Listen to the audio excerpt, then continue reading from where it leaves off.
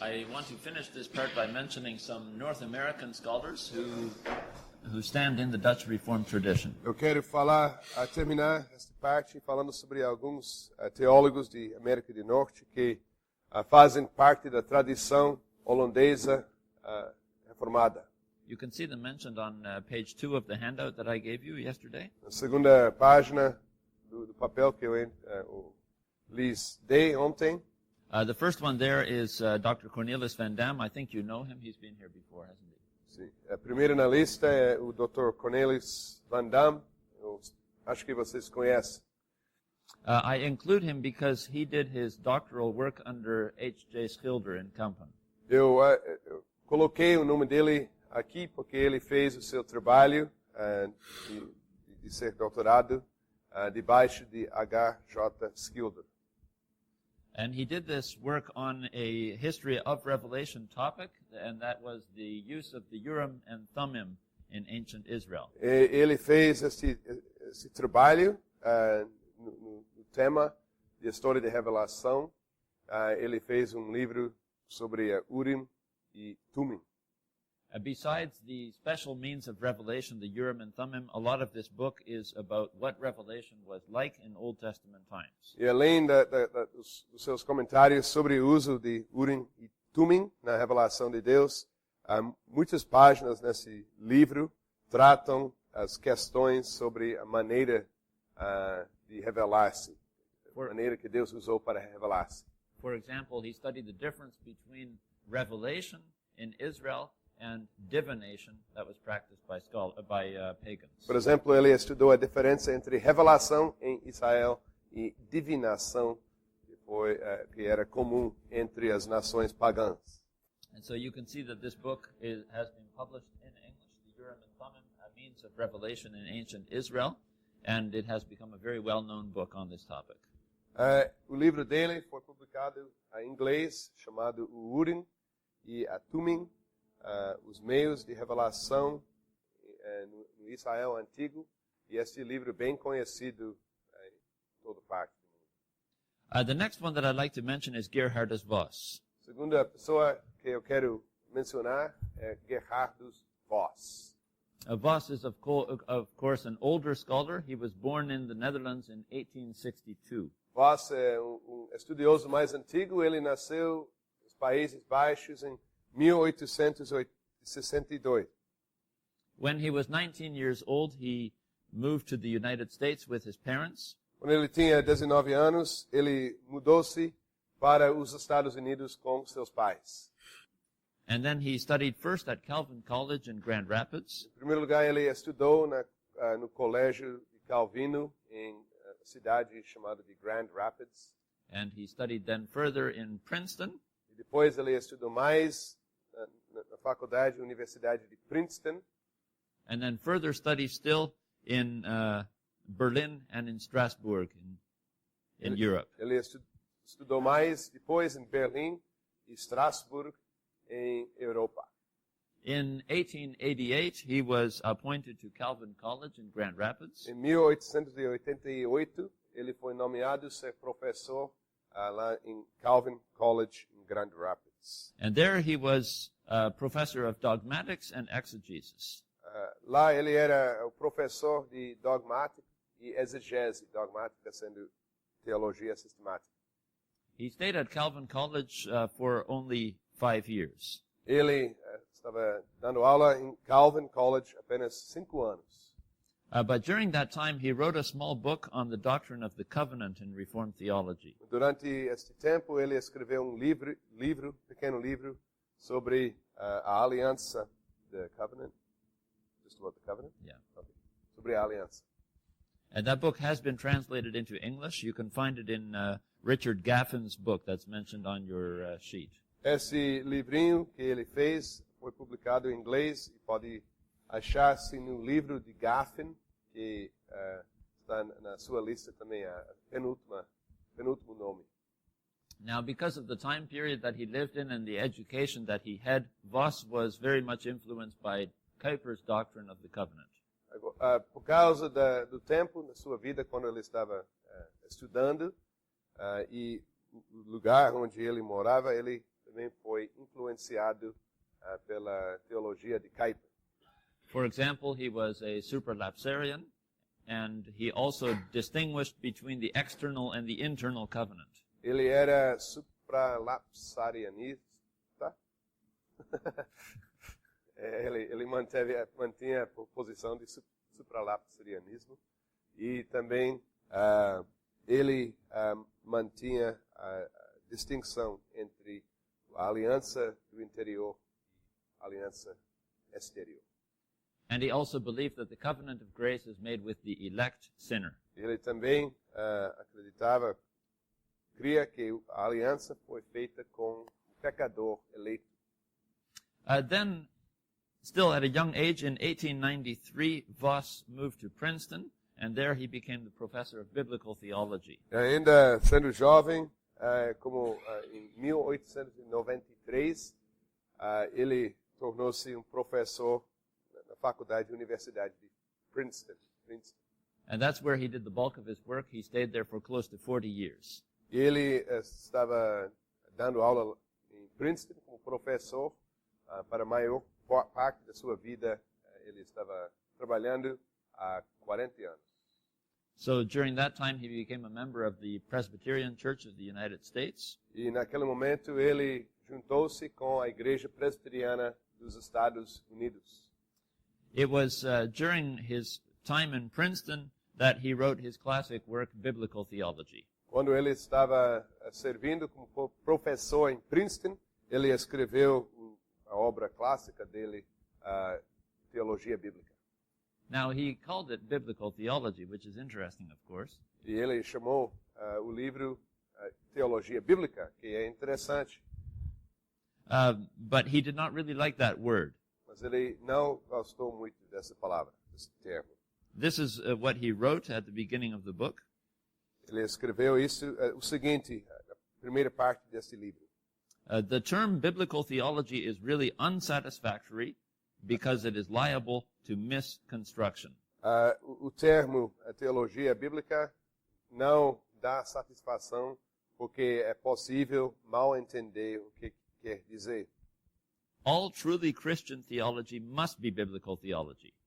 Toda teologia que é verdadeiramente cristã tem que ser teologia bíblica. A more suitable name would be History of Special Revelation. Ele disse que o nome mais adequado seria a história da revelação especial. That precisely describes what this discipline is about. Este termo descreve precisamente a natureza desta disciplina. However, names become fixed by long use. Mas nomes se tornam fixos pelo uso no decorrido do tempo. And so the term biblical theology, in spite of the fact that it's ambiguous, can hardly be abandoned. E então, por causa disso, o termo teologia bíblica, embora por causa do fato que é usado em todo canto, não pode ser abandonado. Here, of course, Voss shows that he is indebted to Abraham Kuyper. Dessa maneira, Voss mostra que ele se deve a Kuyper. Voss's starting point is that we can only know God if God first reveals himself to us. O ponto de partida de Voss é que só é possível conhecer Deus se Deus, em primeiro lugar, revela-se a nós. And so he said, biblical theology studies the process of God's revelation as found in the Bible. Então ele disse que a teologia bíblica estuda o processo da revelação de Deus como se acha na Bíblia. And so this whole book by Voss is valuable because it studies the Old Testament from the perspective of Revelation. Então este livro de Voss é bem útil porque estuda o Antigo Testamento da perspectiva da história de revelação. I find it remarkable, by the way, that Voss's whole introductory chapter sounds an awful lot like Kuyper. Eu acho interessante que o primeiro capítulo do livro de Voss é bem parecido com aquilo que Kuyper sempre falava. And yet, he never refers to Kuyper by name. Mas ele nunca cita Kuyper, ele nunca se refere a Kuyper pelo nome. Yeah, why that is, I don't know. Não sei porque é assim. And the last one that I want to mention still is the last book on your list by Craig Bartholomew and David Feldman. O último livro que eu quero destacar é o livro por Craig Bartholomew e David Feldman.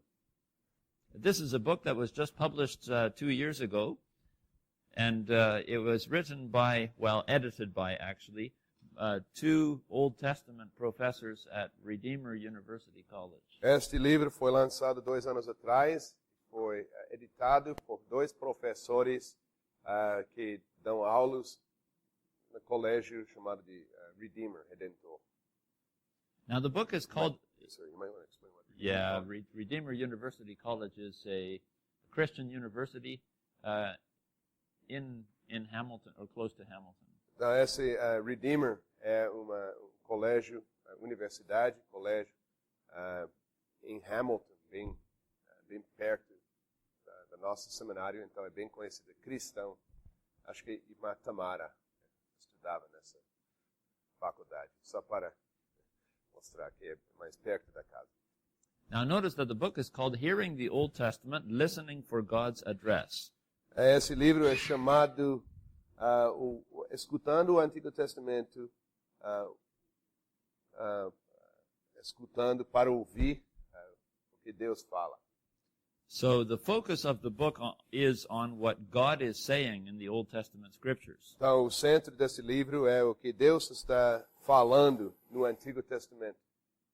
The editors write that one of the mixed blessings of living in a postmodern age is that there is tolerance for all different kinds of approaches. O editor tem razão quando ele diz que uma vantagem de viver nessa época pós-moderna é que há uma abertura. Pessoas estão abertas a ouvir qualquer posição, qualquer perspectiva.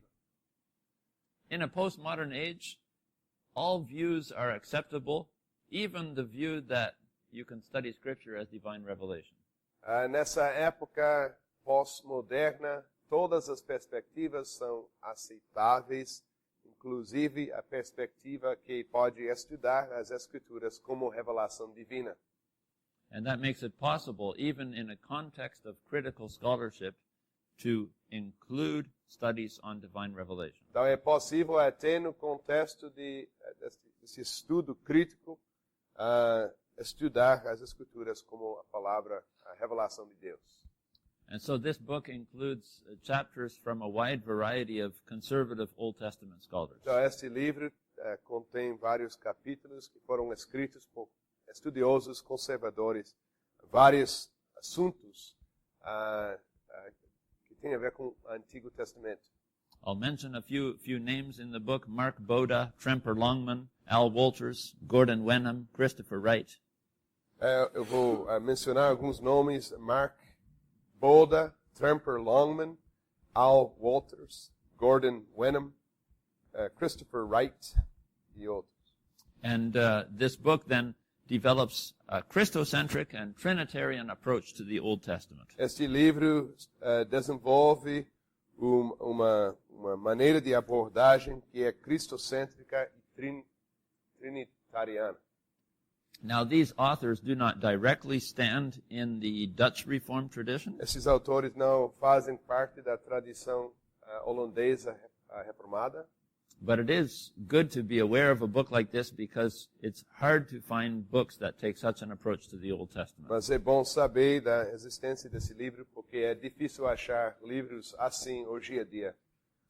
Now, there's, of course, much more Old Testament theological literature that I could have mentioned. Existe muito mais literatura sobre a teologia do Antigo Testamento que eu poderia colocar na lista. But what I've done instead is, I don't know if you noticed, but I sent you by email an attachment with a list of books that Dr. Van Dam has compiled. Mas em vez de explicar todos, eu enviei a vocês um e-mail com essa lista dos livros. A lista foi compilada por o Dr. Van Dam. I sent it to you as well, Ryan, in case it's helpful for the library. Yeah? Também enviei a você, Ryan, caso seja útil para a biblioteca. Then I'd like to make some conclusions yet about the task of history of Revelation. Agora eu quero fazer algumas conclusões sobre a tarefa da história da revelação. In the early 20th century, it became popular for preachers and teachers in the Netherlands to take a redemptive historical approach to the Old Testament. A primeira parte do século XX foi comum entre os professores e pastores usar um método histórico redentivo na sua pregação. It's very common to associate this trend, redemptive historical preaching, with men like Schilder and Halberda. É muito comum associar este método histórico redentivo com homens assim como Schilder e Halberda. But it's important to realize that these men did not come out of the blue. Mas é importante entender que estes homens não caíram do céu. They grew up in a secession and doleancy context. Eles foram criados no contexto da secessão e doleança. They were trained at seminaries that had already embraced a history of revelation approach to the Old Testament. Eles foram treinados nos seminários que já abraçaram um método histórico redentivo, essa história de revelação. And so this redemptive historical approach to the Old Testament was not something completely new. Então esse método histórico redentivo não houve algo novo, uma novidade. But in the beginning, all there were scientific studies from Kuyper and other scholars like him. Mas no início, a única coisa que existia eram estes estudos científicos sobre a história da revelação. What happened in the 20th century was that history of revelation was popularized in the Dutch Reformed churches. O que aconteceu no século XX é que este método de história de revelação foi feito mais popular em meio às igrejas reformadas holandesas. The history of revelation approach to the Old Testament became associated with redemptive historical preaching. A abordagem história de revelação foi associado com pregação histórica redentiva. It was also connected with the doctrine that the covenant is not made with the elect. Também foi feita uma associação, uma explicação, esse esclarecimento que o sistema ou esse método não deve ser casado com a ideia que só os eleitos são salvos. Não, só os eleitos fazem parte da aliança. The elect is a static category, a group of people chosen from eternity. Os eleitos fazem parte de uma categoria estática, quer dizer que o mesmo número existia desde a eternidade até agora. Rather, the covenant was made with believers and their seed through the generations. E a aliança foi feita com os crentes e os seus filhos pelas gerações. And so in the doctrine of the covenant, too, there is a historical progression. Então, também na doutrina da aliança há uma progressão histórica. And so you can see why the history of revelation approach fits very well with the doctrine that the covenant is made with believers and their seed through the generations. Então, pode ver como essa abordagem de história de revelação cabe bem, combina bem com a doutrina da aliança que é estabelecida pelas gerações depois de geração. And so in this popular form, the history of revelation became part of the culture of church and school. Então, na sua forma popular, comum, esta ideia de história da revelação fazia parte da cultura da igreja, das escolas. All of this is still very important in the Canadian Reformed churches, I think especially among the older generation of people. Tudo isso ainda é muito importante em meio das igrejas reformadas canadenses, especialmente em meio dos mais velhos daquelas igrejas. So that's my first conclusion, that history of revelation approach to the Old Testament in churches of the Dutch Reformed tradition is not just an academic subject, but it's something that has become popularized in the churches. A minha primeira conclusão é que todo esse estudo sobre a história da revelação lá em Holanda não ficou no mundo acadêmico, mas entrou no mundo comum e faz parte da mentalidade e perspectiva tanto na pregação como nas escolas. My second conclusion is this. I agree with Kuyper that History of Revelation is the best name for this course. A segunda conclusão, eu concordo com Kuyper que o nome, o título, História da Revelação, é o melhor nome para esta disciplina. At the same time, this discipline has to do more than just study the names of God and the agents and means of revelation. Ao mesmo tempo, acho que essa disciplina tem que fazer mais do que apenas estudar os nomes de Deus e os meios que ele usa, os agentes e meios que ele usa para revelar-se. Let me mention some other things that need to be included in a course like this. Eu quero mencionar outras coisas que devem ser incluídas numa disciplina como essa. The Old Testament has a theological vocabulary that needs to be explored. O Antigo Testamento tem vocabulário teológico que deve ser explorado. The meaning of words like revelation, covenant, election. Devemos estudar o significado de palavras, assim como eleição, aliança, revelação, Righteousness, holiness, justiça, santidade, love, wisdom, amor, sabedoria, sin and redemption, pecado, redenção.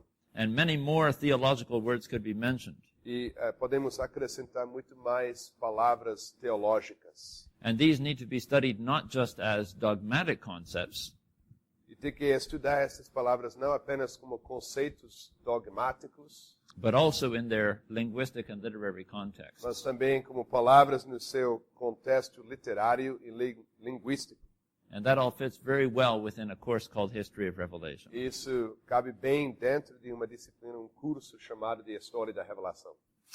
Questions of cosmology also fit here. Também as questões sobre cosmologia cabem bem dentro dessa disciplina. What does the Old Testament teach us about heaven? O que é que o Antigo Testamento nos ensina sobre os céus, Earth, land, and sea. sobre a terra, terreno e o mar, Or Sheol. ou Seol. And also anthropological concepts, Tem também conceitos antropológicos também, such as heart and soul, assim como coração, alma, the fear of God, temor de Deus, shame and guilt. vergonha e culpa.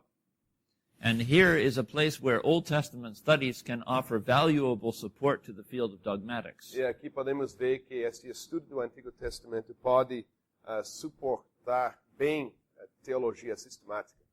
There is also a need to study some of the larger themes that develop through the Old Testament. Também há uma necessidade de estudar alguns dos temas maiores que se acham no Antigo Testamento. For example, the theme of paradise, Por exemplo, o tema de paraíso, or the theme of the antithesis, ou o tema de antítese, the theme of the covenant, o tema aliança, the development of the offices, o desenvolvimento dos ofícios, the expectation of the coming Messiah, as expectativas sobre o Messias que há de vir and the coming judgment. e o juízo que há de vir. All of these are grander themes that grow through the Old Testament. Todos esses são temas grandes que estão crescendo, que vêm crescendo no Antigo Testamento. And the study of these themes needs to find a home in Old Testament history of Revelation. E o estudo destes temas tem que achar seu lugar, sua casa no estudo da revelação no Antigo Testamento. Because the development of those themes also show the unity and the progressive character of Scripture. Porque o desenvolvimento destes temas também mostram a progressão e a unidade das Sagradas Escrituras. And so they serve the preaching of the gospel. E assim eles servem a pregação da palavra. And I think, too, that in your preaching you need to pay attention to how these themes are developed. Eu acho que também na sua pregação você deve prestar atenção a como estes temas são desenvolvidos. If the passage that you're preaching on mentions any of these bigger themes, Se a passagem sobre a qual você está pregando mencione um desses temas, then what you need to preach about is the place of that theme in the context that you're preaching from. Então você tem que pregar o lugar deste tema no contexto do texto que está pregando. But then also explore how that theme is filled out in the New Testament and for us as believers today. Mas tem também explicando como esse tema foi cumprido no Novo Testamento e é evidente até hoje. So here I agree with Halwarda that part of the discipline of history of Revelation should be studying the development of theological concepts. Então aqui eu concordo com Howard, que disse que uma parte dessa disciplina é o estudo dos conceitos teológicos. Now the problem, of course, is that all of this makes the discipline of history of Revelation very big. O problema com tudo isso é que, sabendo tudo isso, vemos que a disciplina é muito grande. There's no way that we can fit all of this kind of material into a single course. Não podemos encaixar todo esse material numa disciplina só, num curso só. The best that we can do here is just choose some topics within that. O melhor que podemos fazer é simplesmente escolher alguns tópicos, assuntos dentro desse alvo maior. That's it for this part. Ok? Isso, assim termino a introdução sobre tarefa, fruto, nome. The next thing that I'd like to explore with you is what the Old Testament means by revelation. A próxima coisa que eu quero estudar é o que o Antigo Testamento quer dizer quando fala sobre revelação. In order to study the history of Revelation, we need to be clear about what the Old Testament means with this word. Para estudar a história da revelação, temos de entender o que significa a palavra revelação. So for the purposes of this course, I would rather not give a dogmatic definition of Revelation. Então, não quero, por causa do alvo deste curso, eu não quero dar uma definição de teologia sistemática quanto à revelação. Instead, what I'd like to do is explore with you what the Old Testament itself says about Revelation. Eu quero explorar com você o que o Antigo Testamento a si mesmo fala sobre revelação. There is one Hebrew verb in particular that's used for revealing. Há verbo hebraico no Antigo Testamento que é usado para falar sobre revelação. The verb galah. Galá. So this morning we're going to look at how this verb is used in the Old Testament. Hoje de manhã vamos estudar como este verbo é usado no Antigo Testamento. Now let me first make a few comments about methodology. Em primeiro lugar, eu quero fazer alguns comentários sobre metodologia. The first thing that you always need to be aware of is not to import too much theological content. A primeira coisa que tem que saber é que não é bom impor conteúdo teológico demais.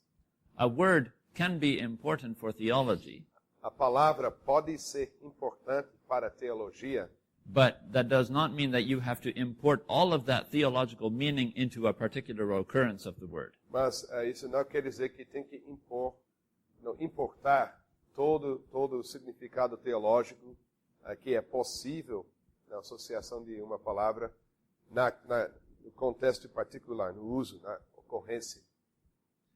The meaning of a word is determined by the way that it's used in a particular O context. significado de uma palavra é determinado pela maneira que é usada num contexto particular, específico. So some places where the verb galah is used may be relevant for understanding Revelation. Então, alguns contextos nos quais podemos achar a palavra galá pode ter uma importância para a questão da revelação no Antigo Testamento, But other places where the verb is used may not be relevant for this at all. mas em outros lugares onde o verbo é usado talvez não tenha nenhuma relevância para o nosso estudo. Now, of course, galah is the main verb that means to reveal. Claro, o verbo galá é o verbo central no Antigo Testamento, que significa revelar. But that does not mean that this is the only verb that's used in the Bible for revelation. Não é a única palavra que é usada na Bíblia que fala sobre revelação. And it doesn't mean that only passages that use this verb are relevant for understanding what Revelation E is. não significa que apenas as passagens que usam este verbo são relevantes para aqueles que querem entender o que revelação é. But because the verb has this meaning to reveal, it's a useful starting point. Mas uma vez que o verbo galar tem esse significado, é bom ponto de partida. Another word of caution, we might be inclined to focus just on passages where God is the subject of the verb. Outra palavra de cautela, talvez tenhamos a tendência a nos focar apenas nas passagens que usam esse verbo com Deus como sujeito.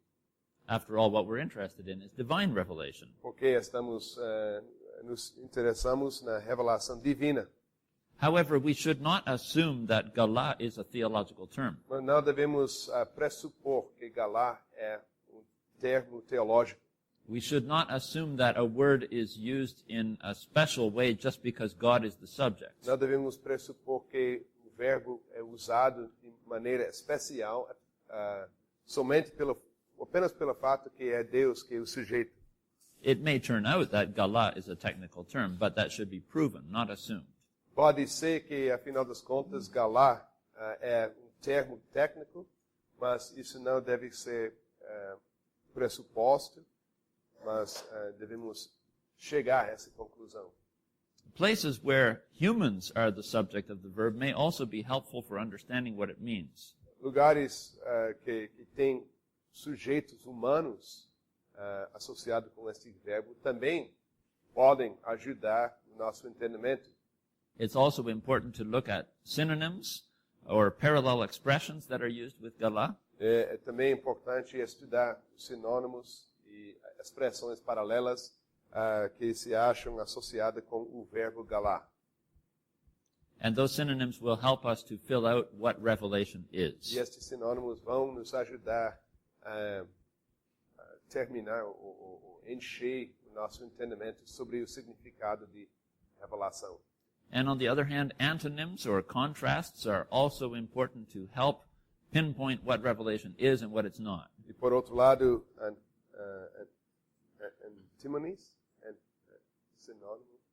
antônimos, antônimos também podem servir, ou contrastes podem ajudar a gente a entender melhor o significado do verbo galar. These methodological comments might sound a bit boring, but they are important. Esses comentários metodológicos, talvez eles parecem um pouco aborrecidos, mas são importantes. Too often it has happened that scholars will use the meanings of words to find out what the theology of the Old Testament is. Tem acontecido demais que estudiosos usam o significado de palavras para chegar a conclusões sobre a mensagem do Antigo Testamento. And then it often happens that they expect too much from these words. E acontece muito nesses casos que eles estão esperando demais daquelas palavras. So we have to have these cautionary comments in place at the outset to make sure that we do this responsibly. Por isso é importante estabelecer estas cautelas para que façamos o trabalho corretamente. Okay, so let me start by mentioning some statistics. The verb galah is mentioned 187 times in biblical Hebrew. Então, deixe-me começar com algumas estatísticas sobre o verbo galar. Tem 187 ocorrências na hebraico bíblico. And a further 9 times in biblical Aramaic. E mais 9 vezes na aramaico bíblico. Aramaico bíblico. It has a fairly wide variety of meanings. Tem campo grande de significado, campo semântico grande. For example, to open, Pode significar abrir, to make public, fazer público, to disclose,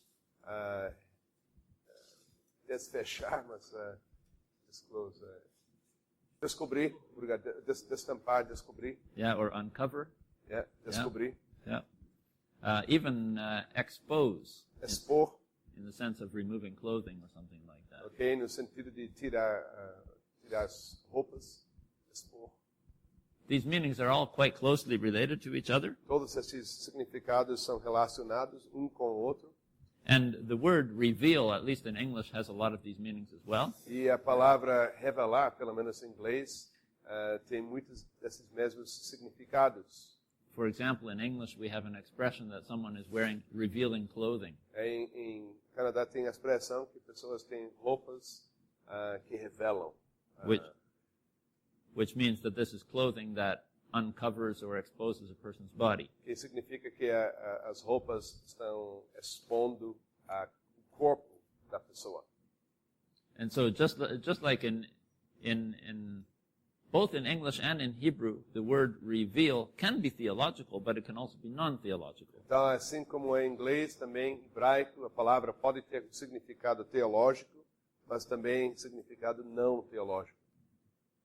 Often in the Hebrew Bible, the verb galah means to uncover. Muitas vezes, o verbo na Bíblia hebraica significa descobrir ou destampar. For example, in Genesis 9, Noah lay uncovered inside his tent. Por exemplo, em Gênesis 9, Noé estava exposto. Eu não sei exatamente a palavra que tu usada aqui. Genesis Mas 9:21. quando ele estava... aqui diz que se pôs nu dentro da sua tenda. And there is also a very frequent expression in Hebrew, galah erwa, Outra expressão comum no hebraico é galá erva, to uncover someone's nakedness. para expor a nudez de alguém. Não, ayin, erva.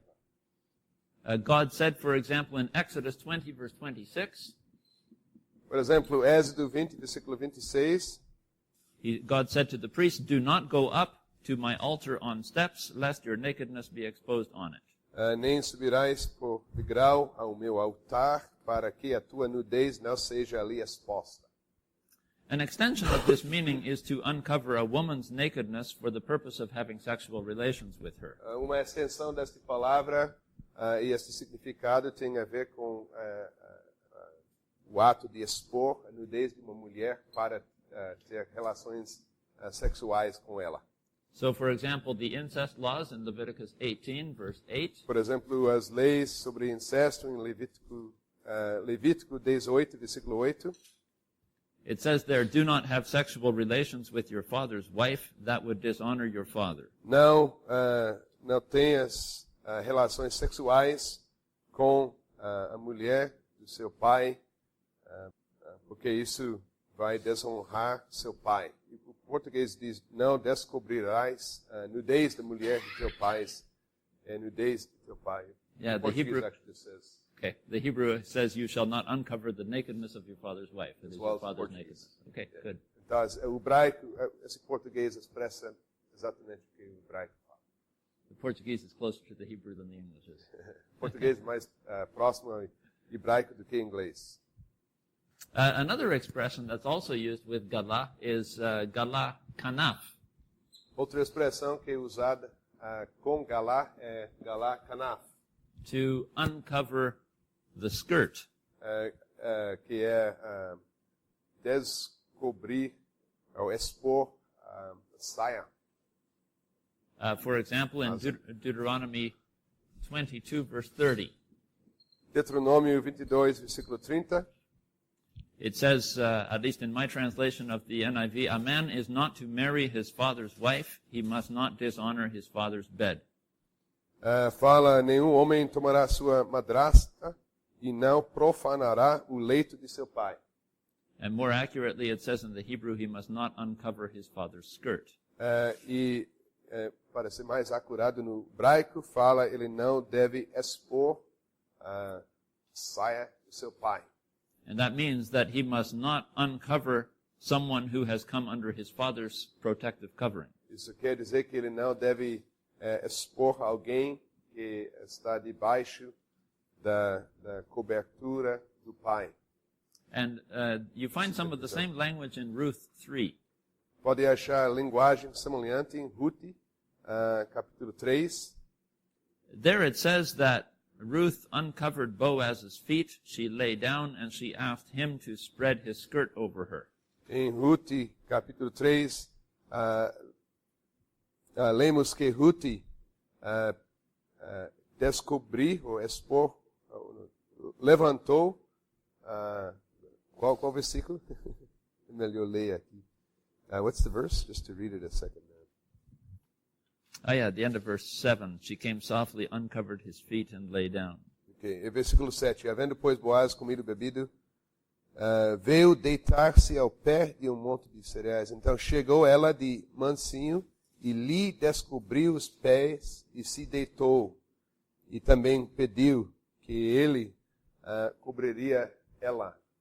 And then also the end of verse 9, where Ruth says, take your maidservant under your wing, for you are a close relative. E também no final do versículo 9, estende a tua capa sobre a tua serva, porque tu és resgatador. Now this, of course, was essentially a request for marriage. Isso era convite, pedido que ele casasse com ela. Now the verb to uncover, when it's used in this way, does not have to imply complete nakedness. O verbo descobrir, neste contexto, não tem que significar nudez. But simply enough uncovering to be inappropriate for someone's position. Mas ele está expondo, ela estava expondo ele passando o ponto daquilo que é apropriado por ele na sua posição. You find an example of this in 2 Samuel 6, verse 20. Por exemplo, 2 Samuel 6, versículo 20. After David was dancing before the ark wearing only a linen ephod, then his wife Michal said to him, how the king of Israel has distinguished himself today, uncovering himself in the sight of the slave girls of his servants, as any vulgar fellow would. Então, quando Davi estava dançando, quando fez subir a arca de Deus, estava cingido de uma estola sacerdotal de linho. Michal falou, que bela figura fez o rei de Israel, descobrindo-se hoje aos olhos das servas de seus servos, como sem pejo descobre vadio qualquer. Now, in all of these contexts, gala is used to uncover someone or something so that it becomes visible. Em todos estes contextos, o verbo galá é usado para descobrir algo ou alguém para que seja visível. There is also a nuance of propriety. Tem também significado ou uma sugestão de aquilo que é apropriado ou não. That the person who uncovers sees something that he should not see. A pessoa que está descobrindo está vendo aquilo que não deve ver. That the exposing is inappropriate. Que esta exposição não é apropriada. Or perhaps it's a matter of privilege. Ou talvez tenha a ver com privilégio. Something that should happen only in the context of a certain relationship. Algum que deve acontecer apenas certo relacionamento específico. Now, with all of that in mind, then, let's look at places where gala is used about God. Então, com tudo isso na nossa mente, vamos agora estudar o uso do verbo galá quando Deus é sujeito. The first time that gala is used of God is in Genesis 35, verse 7. Primeira vez que achamos o verbo galá com Deus, quando Deus é sujeito, é Gênesis 35, versículo 7. In Genesis 35, verse 7, it says that after Jacob returned to Bethel, he built an altar, and he called the place El Bethel, because it was there that God revealed himself to him when he was fleeing from his brother. Em versículo 7, lemos, e edificou ali altar, e ao lugar chamou El Betel, porque ali Deus se lhe revelou quando fugia da presença de seu irmão. This verse refers back to Genesis 28. Esse versículo se refere ao Gênesis 28.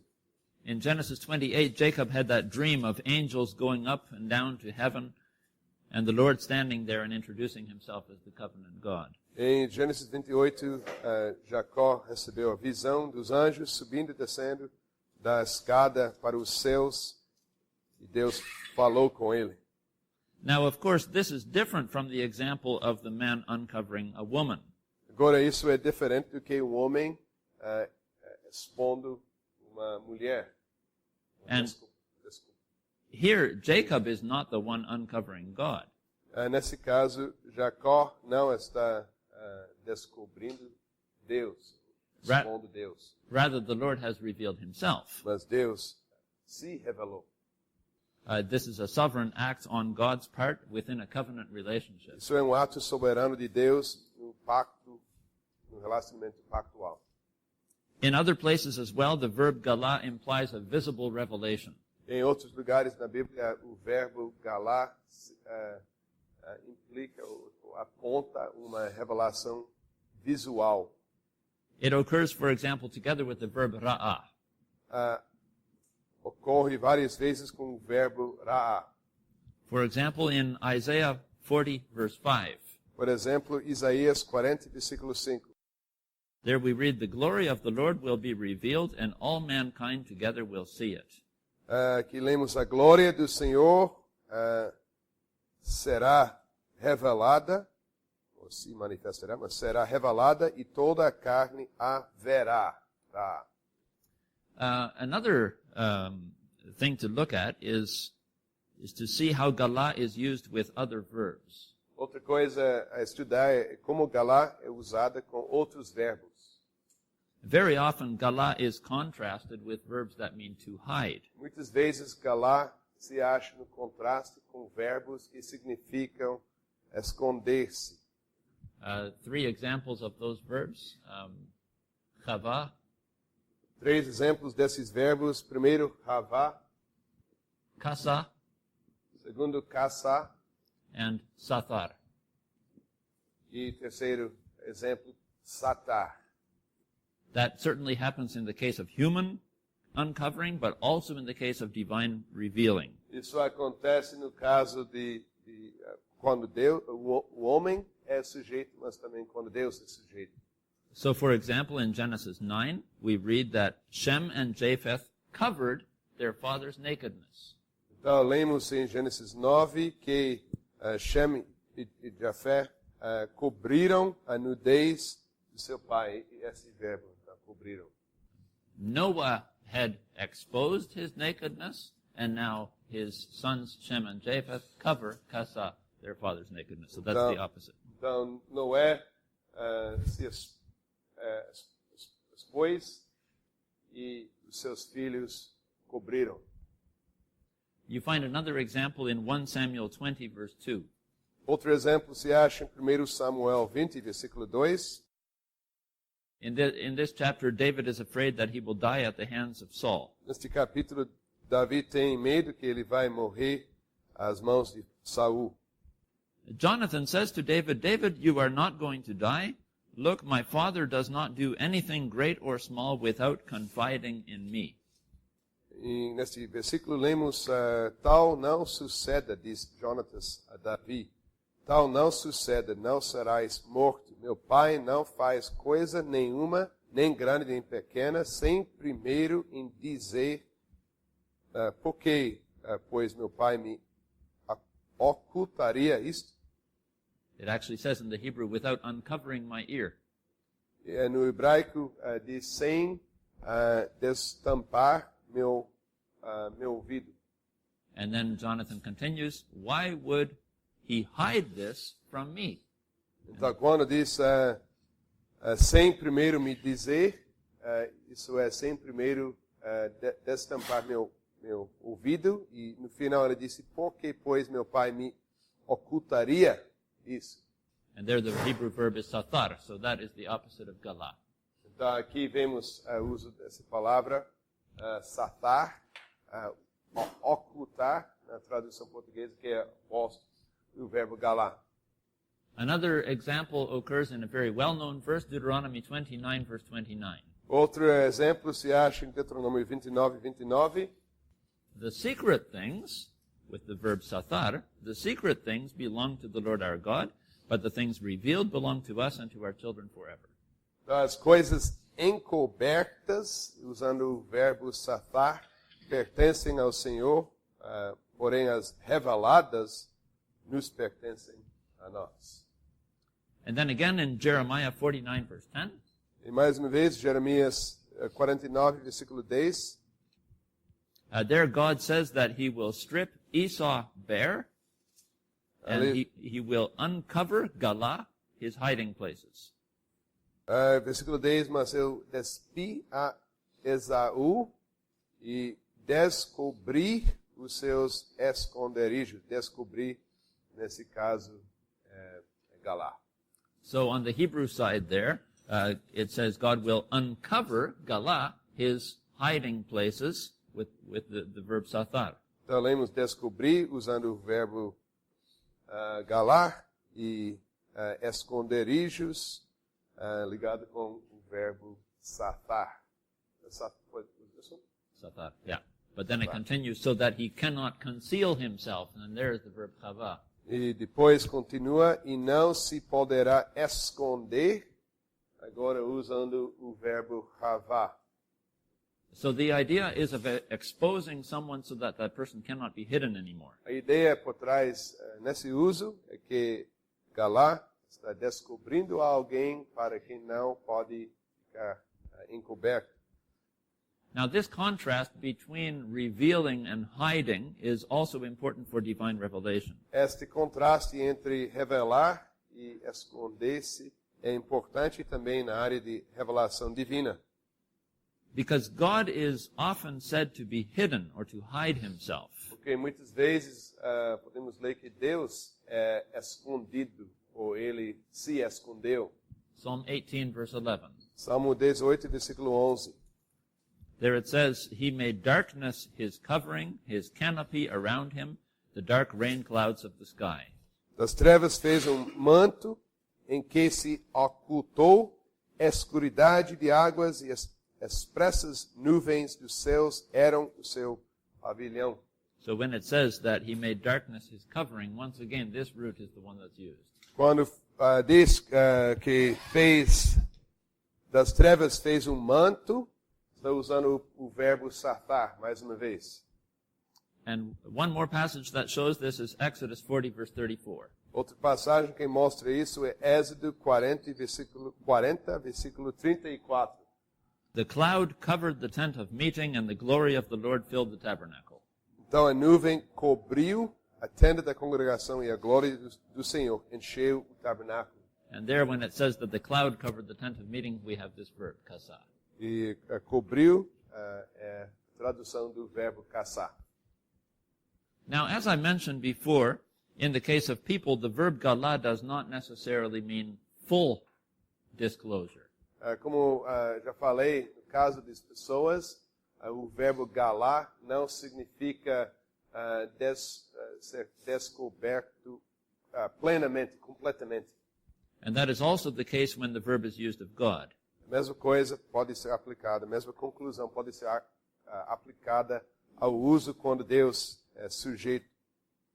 If you look, for example, at Exodus 33, verse 11, Por exemplo, Êxodo 33, versículo 11, there it says that God would speak to Moses face to face as a man would speak to his friend.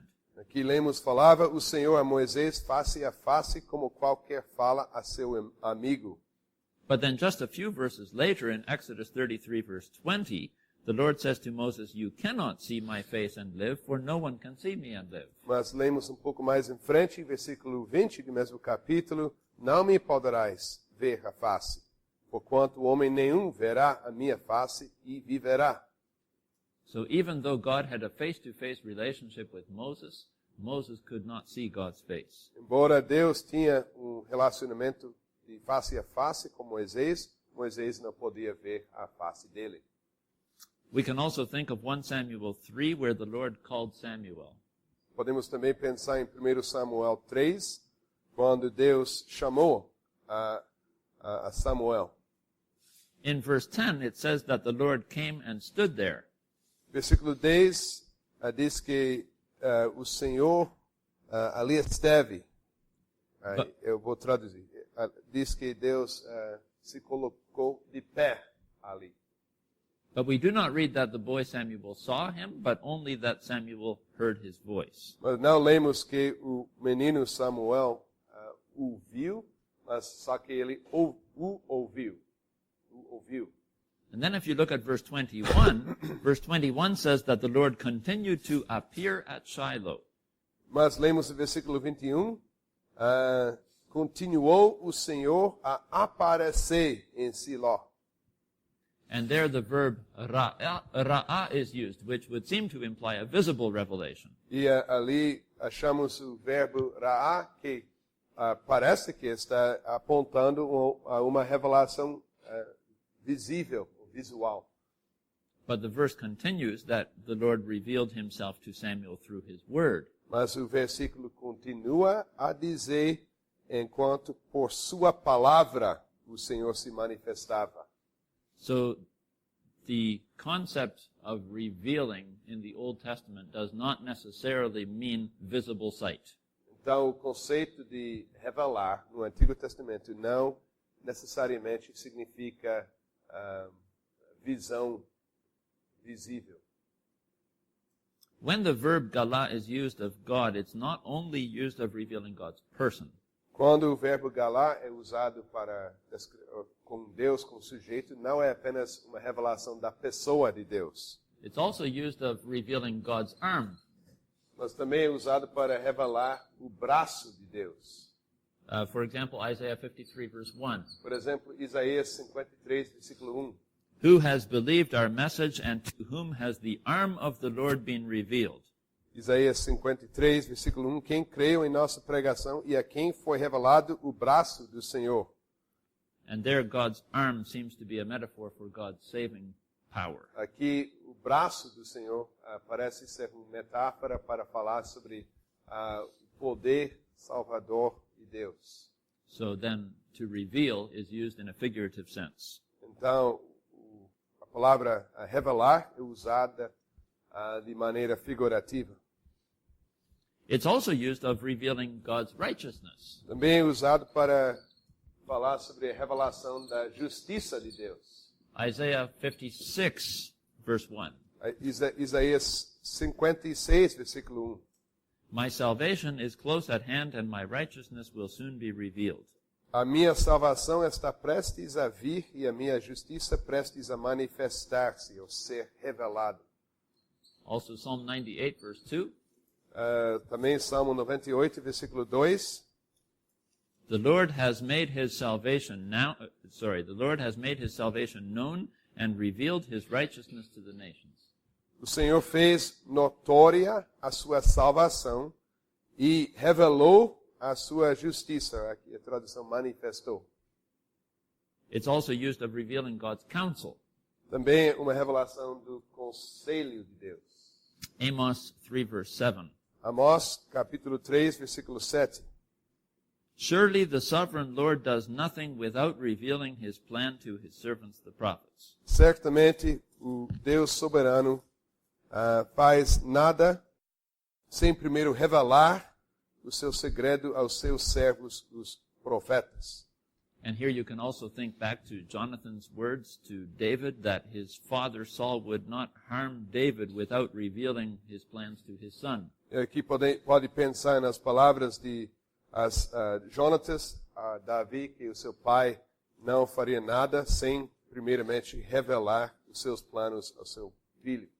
To reveal someone's plans or someone's counsel implies a relationship of trust. Revelar os planos de alguém, ou o conselho de alguém,